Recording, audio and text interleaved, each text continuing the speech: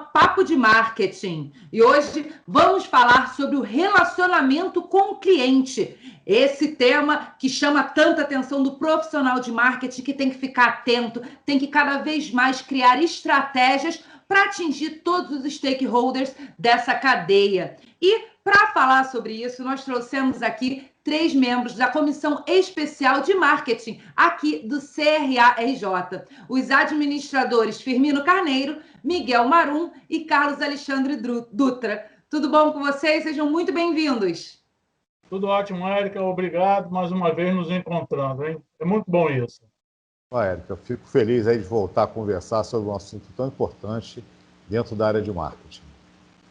Prazer, satisfação renovada mais uma vez estar aqui no Conselho discutindo nosso marketing de cada dia. Obrigado, Érica, Marum e Firmino.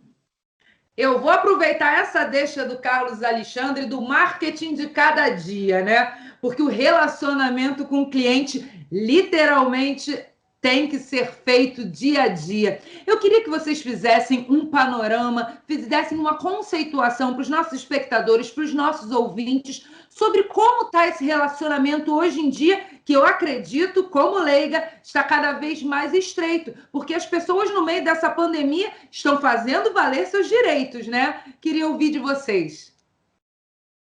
Bem, eu vou aproveitar e vou começar. É um tema muito bom de ser conversado, né? Até porque a gente pode fazer parte da comissão de marketing, nós somos CRA e tudo, mas antes de mais nada, nós somos clientes, né? Então, corre na nossa veia a palavra cliente. E aí as experiências enquanto cliente, elas são muito diversificadas. Eu me lembro, tá? Desculpe aí o pessoal que não tem tanto cabelo branco, tá? Eu estava pensando hoje, antes de começar aqui, falar cliente, relacionamento, eu me lembrei, sabe de quem, gente? Vocês não conheceram, né? Com certeza. Neide Aparecida. Neide Aparecida fazia a propaganda das perucas Lady, ó. Perucas Lady. E ela falava sobre as perucas Lady na televisão, e aquele marketing, aquela venda, aquele produto é massificado para as pessoas. E quem quisesse conhecer a perucas Lady, ia onde? Lá na loja, que inclusive é a loja dela, né? Hoje, você faz uma propaganda da perucas Lady, vamos dizer assim, se ela ainda existisse, eu pelo menos não vejo, ele já não é um marketing de massa. Ele, na minha concepção, eu chamo de marketing individual. Por quê? Automaticamente, eu vou pegar o celular, ou o cliente vai pegar o celular e vai entrar na perucas Lady. Como é feita, de que é feita, quanto custa, quem é o concorrente, quem não, um monte de informações para poder chegar àquilo que ele quer. Aí já tem um relacionamento que é o primeiro, vamos dizer assim, né? Que é a venda. E depois nós vamos ter o produto, a venda, o pós-venda, que esse aí é a grande nó que nós temos. Então, hoje o relacionamento do cliente, para mim, ele está nesse contexto, tá? O produto feito, a venda, o pós-venda e, para finalizar com chave de ouro, essa cadeia, nós temos a fidelização. Eu não vou mais entrar na internet para procurar mais nada, eu estou fidelizado àquele produto que eu comprei. É por aí que eu enxergo para a gente começar o nosso papo, tá? Gostariam de complementar, ou eu posso dizer que, apesar de não ter visto o anúncio da Perucas Lady, é sempre um case, né, na faculdade de comunicação, né? Falar desse anúncio da Perucas Lady foi um marco realmente na televisão brasileira. O Firmino tocou agora nesse ponto do pós-venda. Vocês acreditam que hoje é o gargalo do relacionamento com o cliente no Brasil? Como é que vocês veem isso? Hoje e sempre, Érica, porque essa atenção, o conhecer, né, o cliente, o que ele consumiu e saber que ele poderá voltar, é fundamental. Mesmo você tendo ferramentas como o CRM, Big Data, que podem te auxiliar, muitas das vezes não são bem utilizados. Então, a manutenção do cliente, né? E aí entra a fidelização e a indicação que ele vai fazer positiva para as pessoas é muito importante, né? E o além da fidelização, eu chamo de lealdade, né? Nós temos a lealdade à marca. Porque a fidelização você está tendo alguma vantagem, a lealdade não. Então eu lembro da minha avó, que nunca usou peru Carleides, não precisou, mas a lista de mercado dela, até hoje eu sei qual é a marca do açúcar, a marca do macarrão, e ai de mim que se comprasse outra marca, né? Então aí a gente também está falando de lealdade. Por quê? Porque gostava do produto, certo? Quer dizer, eu acho que quando o marketing era muito incipiente, não se tinha essa questão, eu acho que tinha mais respeito ao consumidor, sinceramente. Eu acho que a gente está indo para trás. Vocês concordam? Acham que está havendo um retrocesso nesse sentido? Hoje em dia, as pessoas já não são tão fiéis ou tão leais, como disse o Miguel, aos produtos. Quem oferecer melhor leva. Como é que vocês acham que está esse momento? Eu tomo a palavra para dizer que um produto sem uma marca, ele não é um produto, é só um item, né? Mas cabe fazer uma contextualização para a gente entender que há um discurso de migração do relacionamento para o relacionamento entre o homem e a máquina, né? E aí o item sai da minha mão e entra a imagem do item. Mas eu não devo esquecer em momento nenhum que a gente ainda tem fortemente um comportamento de compra baseado na experimentação. A gente teve a oportunidade de falar isso aqui em outro encontro.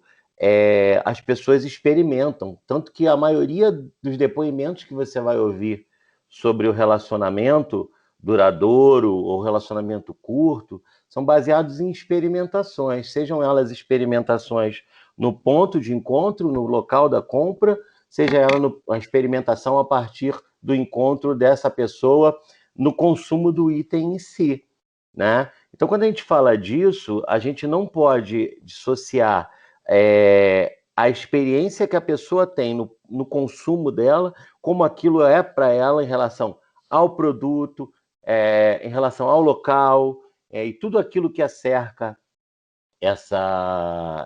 esse momento de compra do resto.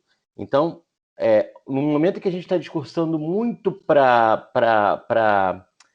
digitalização, a gente tem que tomar muito cuidado que o digital muitas vezes é um canal, é um veículo de distribuição de alguma coisa. Mas eu tenho uma experiência com a marca, eu tenho uma experiência com a venda, eu tenho uma experiência com o vendedor, eu tenho uma experiência com a loja que eu piso, né? Ninguém entra numa padaria para comprar pão sem cheiro de pão. O cheiro de pão é fundamental, porque aquilo é experiência, né? Então, a experiência de ir num salão de festas, né? É você estar ali dentro. O salão de festas é maravilhoso, a festa está horrível, o salão de festas não é tão bom. A festa, às vezes, nem está tão incrementada, né? Não é tão bonita, mas o salão não é tão bonito, mas a festa é muito boa, a experiência vai para lá. Então, o que o Firmino e o Miguel falaram, eu acho que a gente pode acoplar aqui todo o comportamento das pessoas que estão tendo essa experiência com essa marca, como elas decidem a compra e como é o comportamento deste consumidor, Érica, Miguel e Firmino. Lembrando que ele é o influenciador, né? O influenciador, né? Essa experiência que o Carlos Alexandre cita, e eu acho fantástico a forma como ele colocou, tá? Aliás, fantástica, né? A forma como ele colocou, ela às vezes ela se transforma um pouco, ela fica um pouco mais difícil de ser até encontrada quando a gente entra no digital, tá? E aí eu vou, já que eu elogiei o Carlos Alexandre, eu preciso falar também do Marum. Esse me parece ser o retrocesso, tá, gente? Eu tive um problema de internet, vocês sabem disso, quem nos assiste não. Eu mudei a operadora da internet. Quando eu estava mudando a operadora da internet, eu tive um excelente relacionamento com as pessoas, tá? Que aí é a experiência, quem estava me oferecendo o serviço, qual era o serviço, eu contava qual era o meu problema que eu tinha, eu não conseguia fazer qualquer entrevista, qualquer live, não dava Tá? E o que aconteceu? Eu mudei. Mudei, instalou, tudo bem. Aí eu tive um problema para saber, problema de fatura. Tá? Quando é que vence a fatura? Quando é que eu vou receber? Aí me entra um negócio lindo de morrer, inventado no momento, que é o crush do momento, que é a inteligência artificial. Que é artificial. O nome já diz. Então, ela só tem os quesitos que alguém determinou anteriormente. Mas não são os quesitos do relacionamento do cliente. Olha a briga. Eu sou o cliente.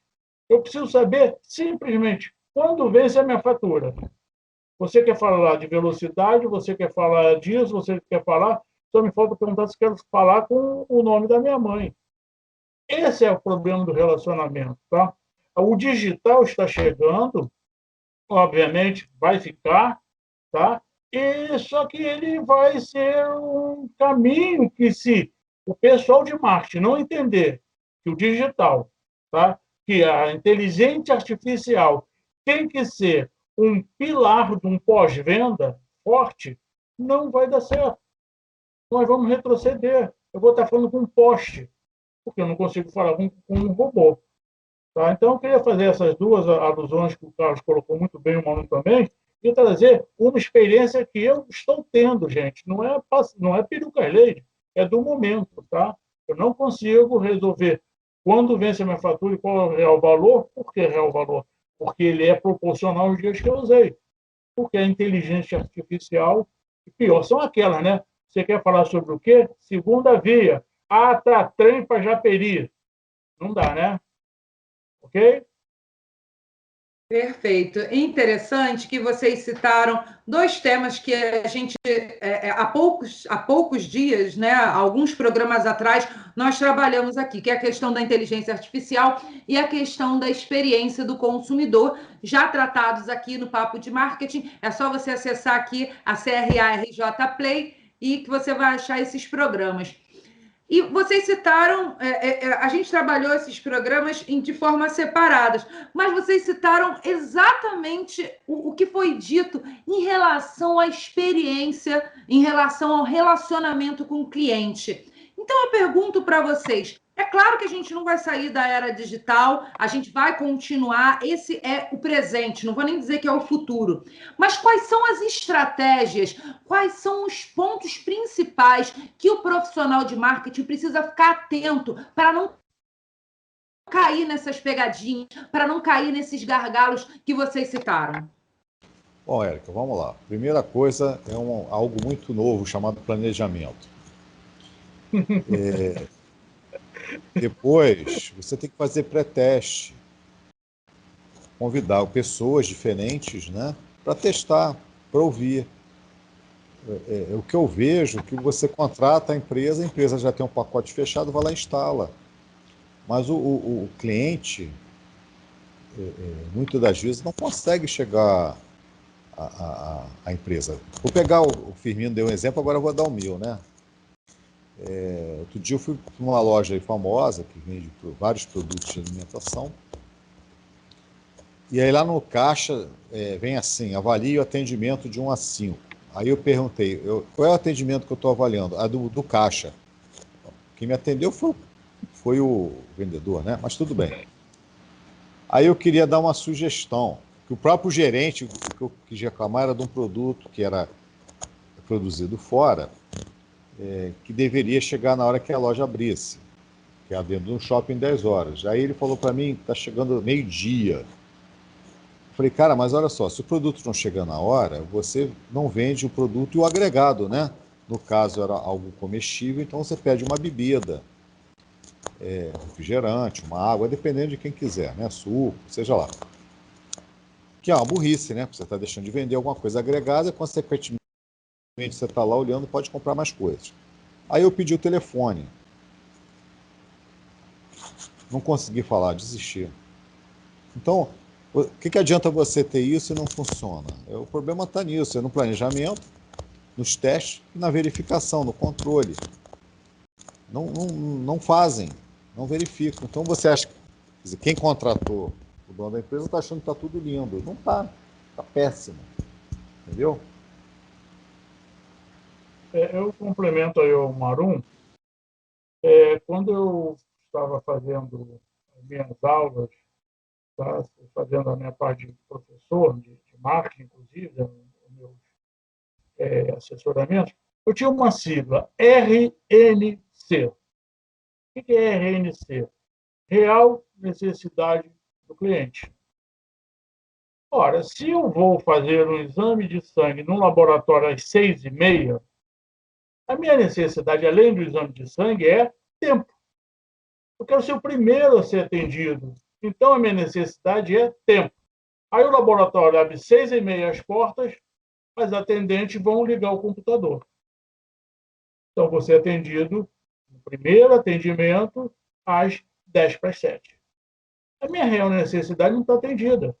Eu perdi 20 minutos porque a máquina não estava pronta. Uma pessoa que vai comprar um fogão, a real necessidade dela, às vezes, não é fazer comida no fogão. É um status. Ela precisa demonstrar para a sua família, para os seus vizinhos, que ela é capaz de ter um fogão de 6, 7 bocas, se é que existe 7 bocas. Quando ela e o filho, ela e o esposo, bastavam de 4. Esse é o gargalo que a gente está falando, tá? Quando a gente fala, Érica, da inteligência artificial, da outra citação, da experiência que o Carlos falou, isso é uma coisa altamente mutável. A real necessidade do cliente, ela modifica. Isso só é descoberto onde, gente? Num relacionamento perfeito.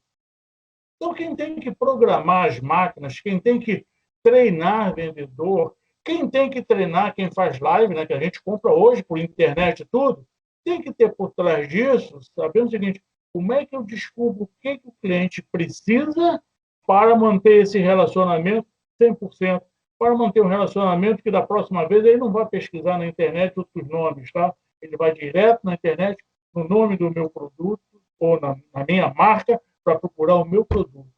Tá? Eu gostava muito disso, tá? Real necessidade do cliente. Para tentar puxar, eu estou com duas pessoas que são excelentes para trazer os exemplos, porque vivem isso com um olhar diferente, né? E que são usuários, além de ser entendedores de marketing, também são usuários. Então, são ótimos para trazer esses exemplos. Eu vou puxar para um outro lado, então, e vou falar... A gente tem um termo que se usa no meio jurídico, uma porção de outros lugares administrativos, que chama termo de ajuste de conduta. Né? E ajuste de conduta é baseado em comportamentos. E aí agora eu vou tentar explicar porque que você lembrou tanto de outros papos que a gente já teve. Deveria ter um termo de ajuste de condutas entre o comportamento do consumidor e o comportamento da loja, o comportamento do comércio, o comportamento da empresa.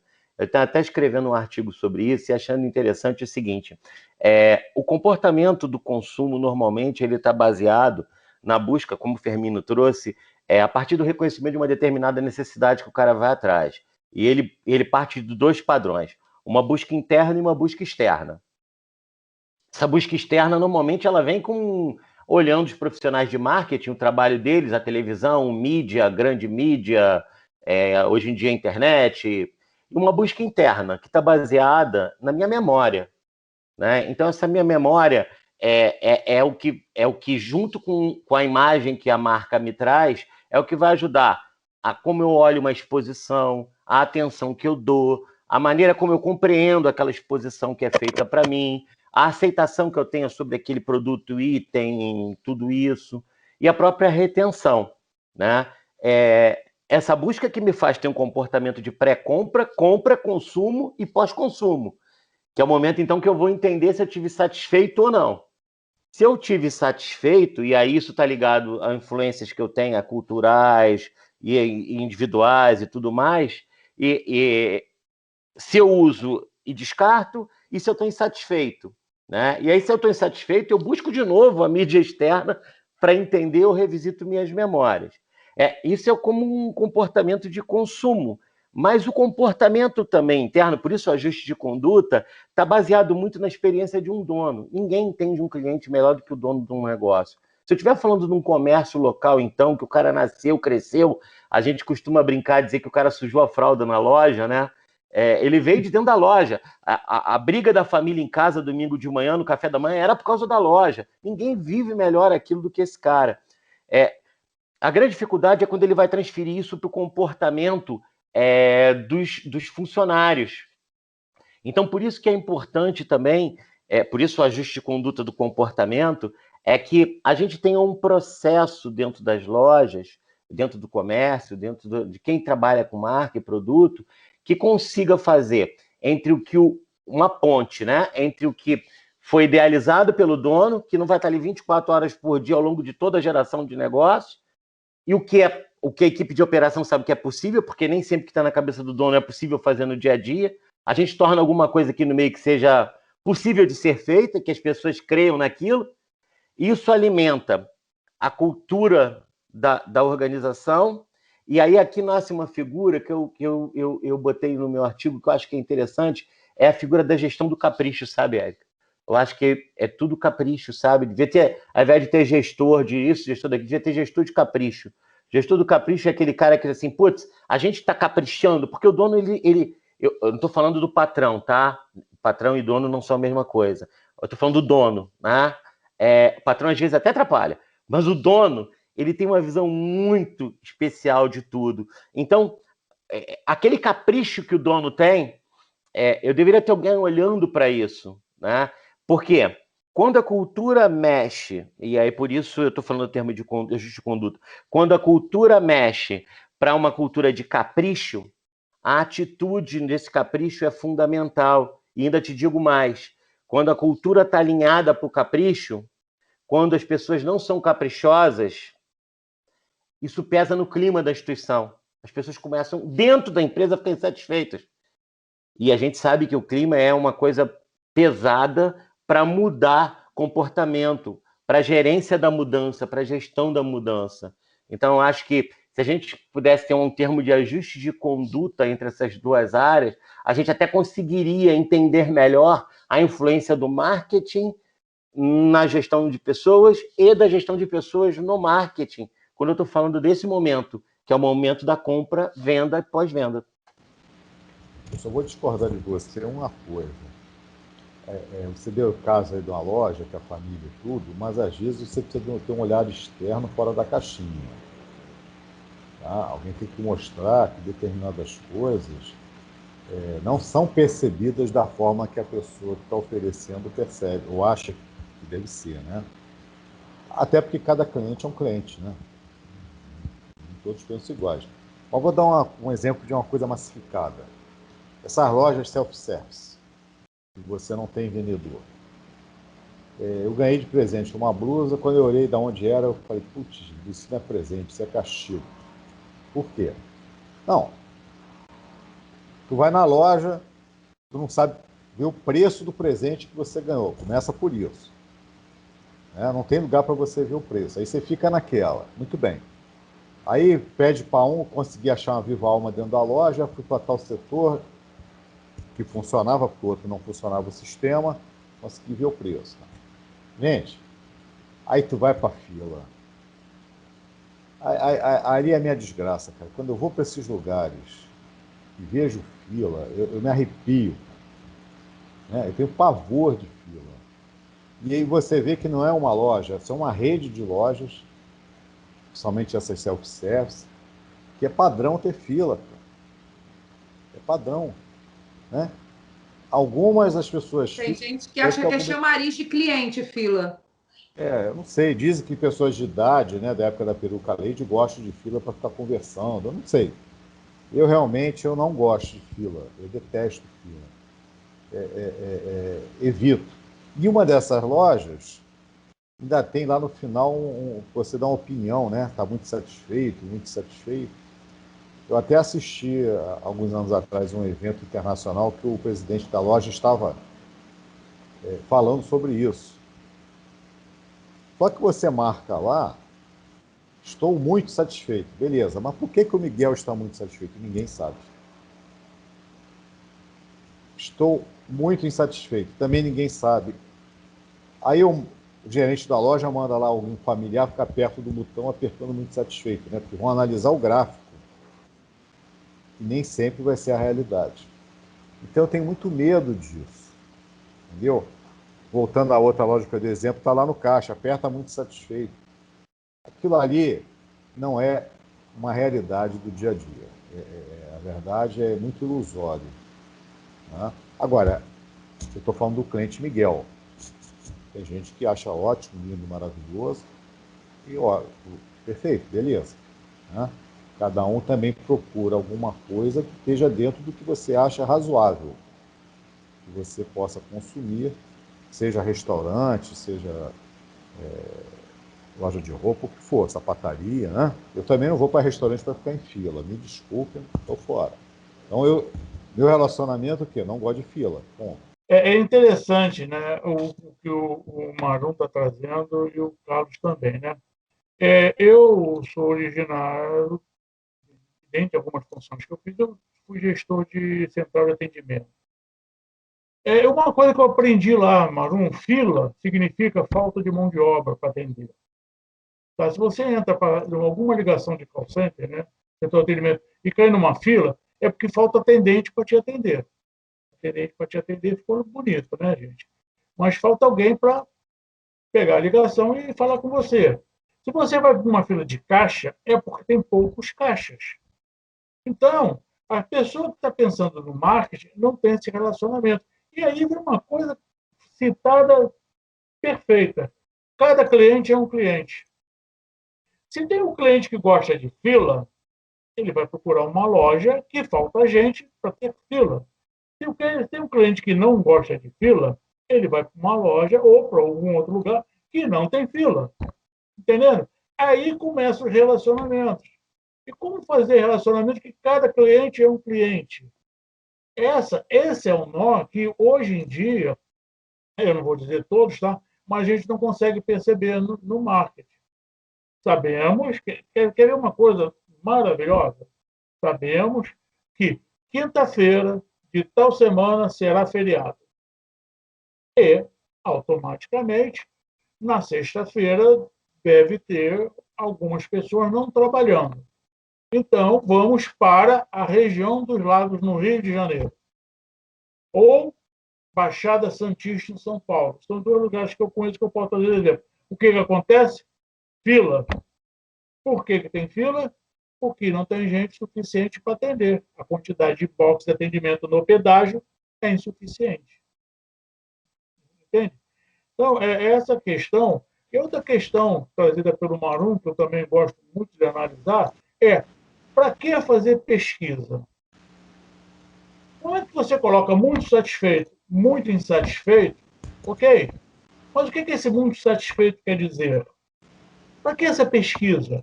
A pesquisa, tá, ela tem que ser traduzida uma RNC. Desculpa, voltei ao meu assunto. Real necessidade do cliente. Porque em cima dessa real necessidade é que eu vou fazer o relacionamento da empresa. Porque, senão, eu vou ter um relacionamento pela maioria e, às vezes, a minoria que sustenta o meu negócio. É isso que tem que ser uma atenção muito forte. Pesquisa é válida para relacionamento? Com certeza. Mas para que pesquisar? Quem são meus clientes? O que eles querem? O que eles precisam? Que relacionamento? Como é que eu fidelizo? Como é que eu retenho?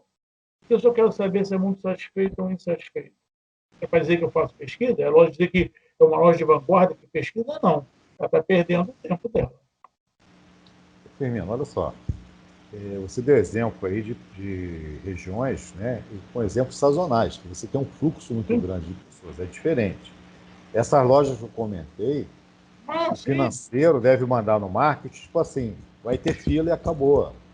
Né? Com certeza, com certeza. Agora, voltando a relacionamento, eu me lembrei agora de uma situação. Mês passado eu fui fazer exame nas pernas, né? Vascularização. E quando eu descia, tinha lá café, chocolate, tinha uma moça atendendo. A menina atendeu com doce. Aí olhou para o meu filho e tal, me deu um pacote de lanche. Pô, bacana. Aí, passado 15 dias, eu fui pegar o resultado do exame. pedi de novo o negócio, ela lembrou de mim, deu mais coisa para o meu filho. Aí, o que eu fiz? Elogiei. Sentei, escrevi, atendimento, aquilo representa a empresa. Aquele carinho que a funcionária deu representa a empresa.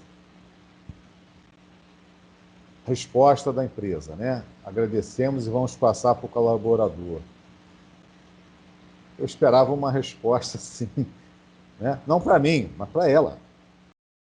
Porque o cara não está entendendo que aquela moça, aquela funcionária, está fazendo a diferença ali, no relacionamento, no café. Porque ela me contou de gente que passa mal, que baixa açúcar, o que ela faz e tudo. Duvido que alguém da empresa saiba disso. Duvido. Bom, nós falamos aqui de passado, de presente, e agora eu quero saber de vocês para a gente fechar esse papo de futuro, né?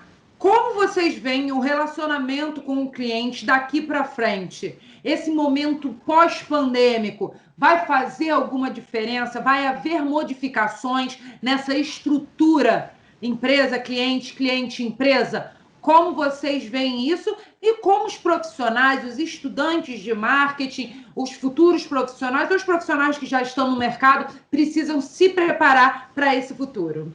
Eu passei esse final de semana em São Paulo com meu filho, tá? E meu filho falou uma coisa que eu achei muito interessante, tá? Ele não estava falando de marketing. Eu tenho um neto, 10 anos, e ele falou o seguinte, ele estava conversando sobre profissão, sobre não profissão, quando eu comecei a trabalhar, quando ele trabalhou, não sei o quê, ele falou o seguinte, pai, a profissão do futuro, que vai dar dinheiro, é quem souber programar robô. Programou robô é onde você vai chegar.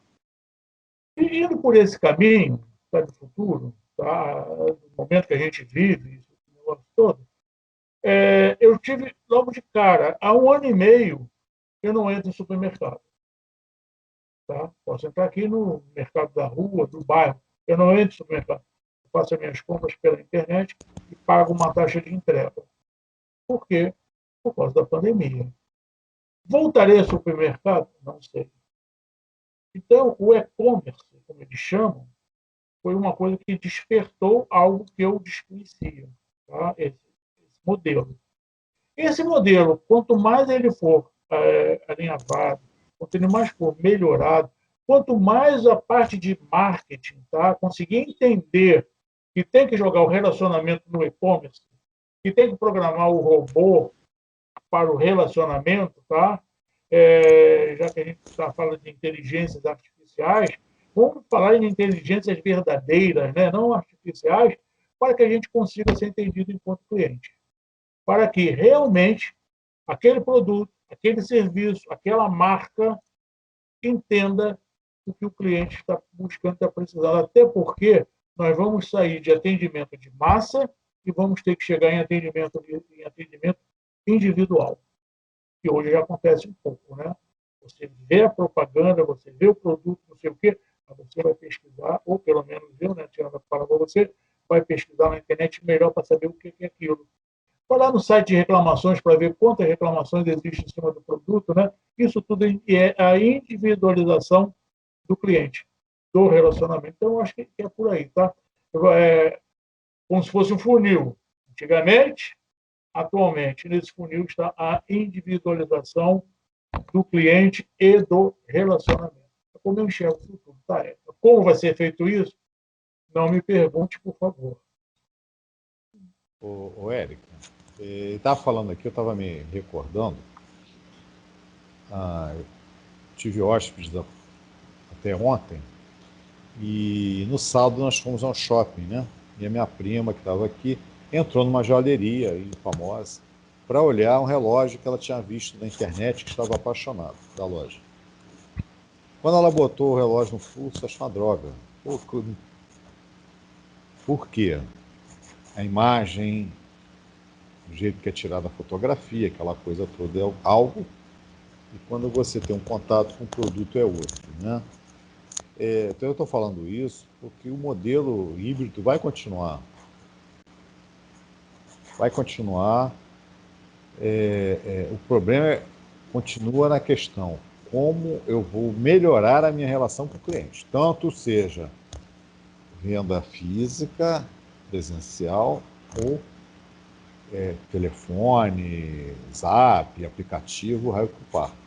Eu acho que a gente ainda tem que trabalhar isso, e mesmo a forma fria da venda, ela tem que ser melhorada. Eu te dou exemplo de lugares que eu já compro há anos pelo comércio eletrônico e vou acompanhando um desenvolvimento melhor. Eu já tenho mais satisfação como é que está o meu produto, aonde ele está indo, né, o passo a passo.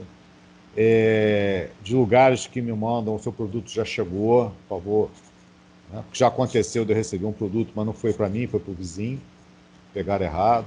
Então eu já vejo há algum tempo, bem antes da pandemia, essa preocupação. Mas você chegar a colocar, né, esse modelo híbrido funcionando, ainda acho que a gente vai apanhar um pouquinho, tá? Não, fica difícil eu achar que vai mudar tudo de uma hora para outra, porque eu não vejo tanta mudança, não. Mudança no comportamento. Tentando acoplar alguma coisa aqui também nessa discussão do Firmino e do Miguel, trazendo as duas ideias, né, tanto digital como o chão de uma loja e comportamento e tudo, ficou muito claro para mim, principalmente agora nesse encerramento dos dois colegas, que aquela ideia que eu trouxe do capricho, ela é fundamental.